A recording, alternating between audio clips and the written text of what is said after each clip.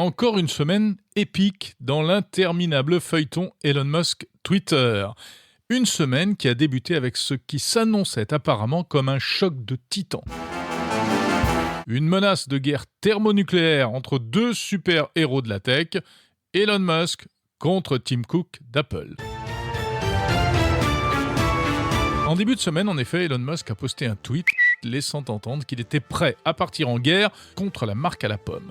Motif, l'éternelle question de la commission de 30% prélevée par Apple sur toutes les transactions payantes dans l'iPhone.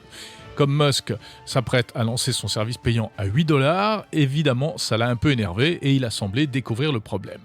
En arrière-plan aussi, la diminution des investissements publicitaires d'Apple sur la plateforme Twitter, alors même que Musk essaye de renflouer les caisses. Enfin, le PDG dictateur s'est ému d'une étrange rumeur, sortie d'on ne sait où, selon laquelle Apple pourrait retirer l'application Twitter des App Store. À partir de là, tout a dégénéré. Musk s'est énervé et a accusé publiquement Apple de ne pas aimer la liberté d'expression en Amérique, et il a menacé de lancer son propre smartphone s'il le fallait, ce qui au passage ne résoudrait absolument aucun problème. Ça, c'était donc lundi. Toute la planète tech et les médias spécialisés se préparaient au choc du siècle entre Apple et Twitter. Mais finalement, mercredi, 2 jours plus tard, retournement de situation.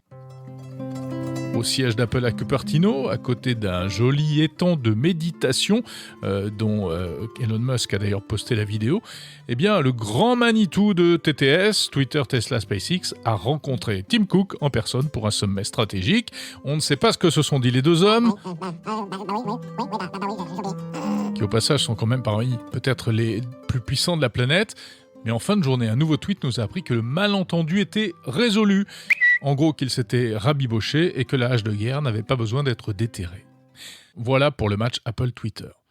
Mais la semaine n'était pas terminée.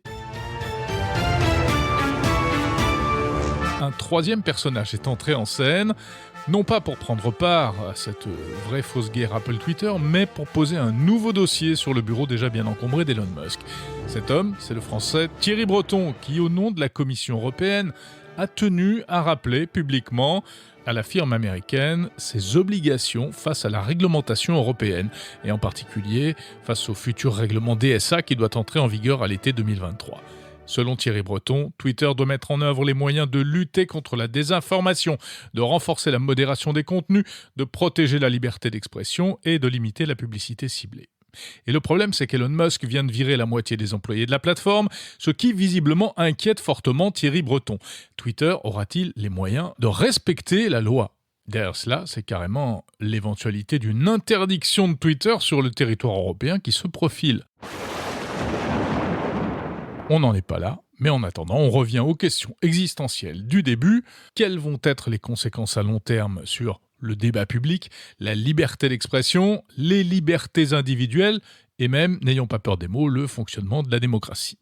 Il faut dire que les signaux ne sont pas très bons. Twitter vient par exemple de décider de ne plus combattre la désinformation en matière de Covid, ce qui a conduit le président français Emmanuel Macron à s'en émouvoir publiquement sur une chaîne de télé américaine.